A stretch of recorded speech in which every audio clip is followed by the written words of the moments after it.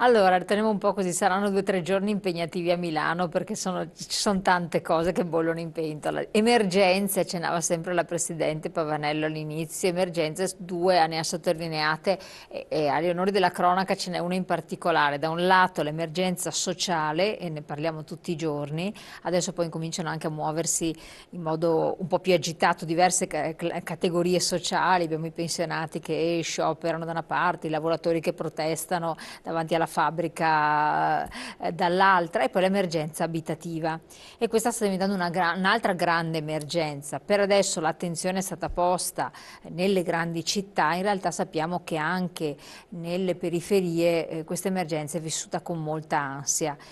Sì, ex presidente Berlusconi ha sostenuto che il problema casa con una tassazione così alta diventerà insostenibile, comunque bisogna rivedere la tassazione, però di fatto la casa direttamente è stata ulteriormente colpita. Come vede questo aspetto? Perché poi chi amministra i comuni, l'aspetto della logistica Sì. dell'immobile ce la vive in primis, e anche i comuni hanno gravato sulla casa. Sì, come dicevo prima, il tipo di entrata che ha un comune viene stabilita a livello statale, non è che il comune possa decidere di fissare una sua imposta, una sua tassa, vengono stabilite normativamente e nella fattispecie di recente c'è stata l'introduzione della Tasi e l'IMU che poi hanno sostituito sempre dei tipi di tributo che hanno colpito la casa.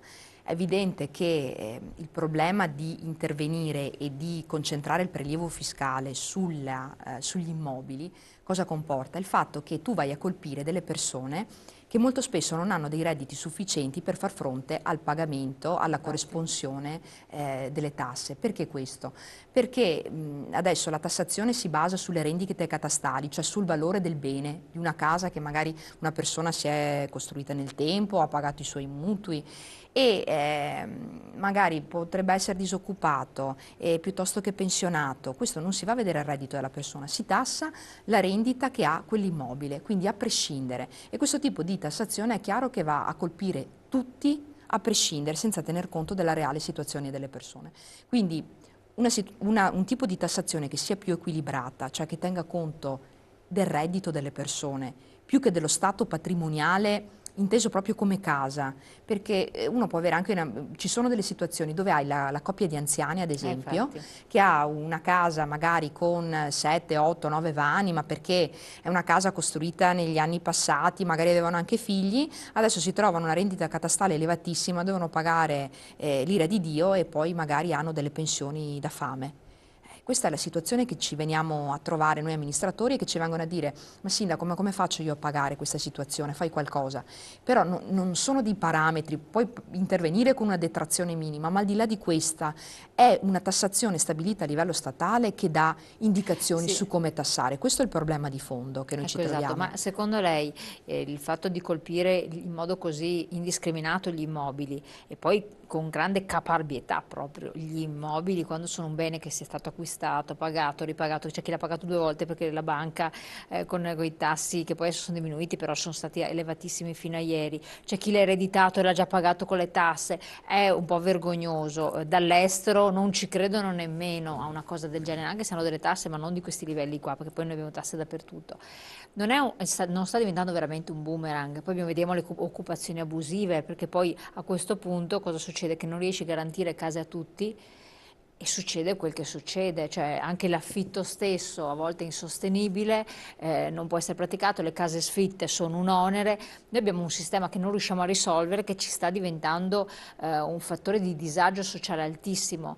Perché più vengono occupate case in modo illecito, in modo delinquenziale, perché è inutile dire uno che occupa una casa è un delinquente, perché commette un reato, e Certo, qua bisogna e questo dirlo, certo. non è, con tutto rispetto di questi poveri anche anziani che si trovano la casa occupata solo perché sono stati assenti un certo periodo o quant'altro, ma più deve emergere che c'è un problema Italia da risolvere.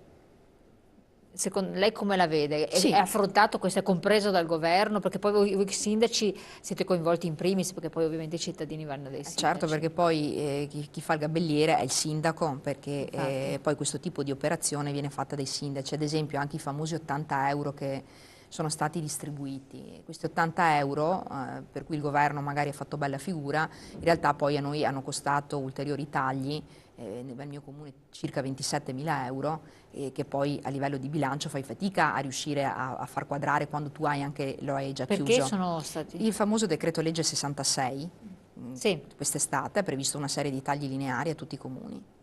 Ma se la coperta è corta, se tu vuoi fare bella figura a livello governativo e dare gli 80 Erano euro, elettorali, ormai lo sappiamo tutti. e dall'altra parte devi tagliare, allora fai fare naturalmente la figura a me di sindaco, che devo far quadrare i conti del bilancio e da qualche altra parte li devo andare a tagliare per riuscire comunque a garantire il pareggio di bilancio. O gli 80 euro che si vogliono dare alle mamme. Però dopo se tu mi tagli la disponibilità economica per gli asili 1,2 nido, miliardi e mezzo. ma è che mi dà molto l'idea che da una parte si voglia far bella figura a livello nazionale e si scarica sugli enti locali Questo che vi poi dicevo, che alla fine è questo. l'operazione magari più drammatica che è quella del taglio. Allora da una parte faccio bella figura e prendo consenso, dall'altra la brutta figura la facciamo fare chi sul territorio. Si parlava anche di fondi europei e quindi a questo punto un aiuto possibile. L'Europa con diversi piani, progetti ha stanziato dei finanziamenti, però si dice, quindi chiedo a lei se anche è vero, che noi siamo comuni troppo parcellizzati, troppo piccoli, manchiamo di un sistema dove città metropolitane, sistemi metropolitani diversi, concezioni diverse potrebbero accedere a questi finanziamenti, potrebbero trarne giovamento. Com'è la situazione? Premesso che l'Europa così com'è non va e a me non piace, perché un'Europa dovrebbe nascere per garantirmi le politiche sulle immigrazioni, delle politiche estere comuni e un'azione coordinata anche contro terrorismo o altro, e invece io vedo un'Europa molto frammentata. Quindi anziché dedicarsi su tutta una serie di questioni, secondo me, di secondaria importanza, non lo so, per quanto riguarda le dimensioni degli ortaggi, queste robe qua, ecco che ormai l'Europa non dovrebbe minimamente prendere in considerazione, se si interessasse invece di altre questioni ben più importanti e facesse sintesi sarebbe meglio. È vero che in Europa ci sono dei fondi, sono i soldi che anche qui, i soldi delle tasse ai cittadini italiani che vanno in Europa, perché una parte di quello che noi paghiamo che va a Roma in realtà va anche in Europa, e poi ci devono ritornare sul nostro territorio. L'Europa è molto rigorosa, senza ombra di dubbio, pone delle regole che devono essere rispettate.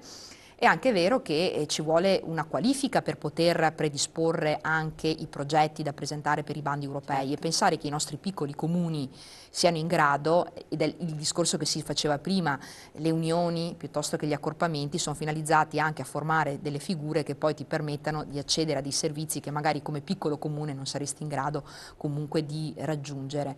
E la finalità è proprio anche quella di dire: proviamo ad accedere a questi fondi europei facendo squadra con gli enti. Ad esempio la provincia potrebbe essere, come ente di Varea Vasta, un ente finalizzato a fare proprio questo. Adesso non lo so, visto lo smantellamento che è in corso, se per caso questa funzione magari rimane in capo oppure se completamente viene eliminata. Perfetto, allora noi a questo punto vi auguriamo buon lavoro, siamo arrivati al Grazie. termine, Ce ce n'è n'è. veramente tanto da fare.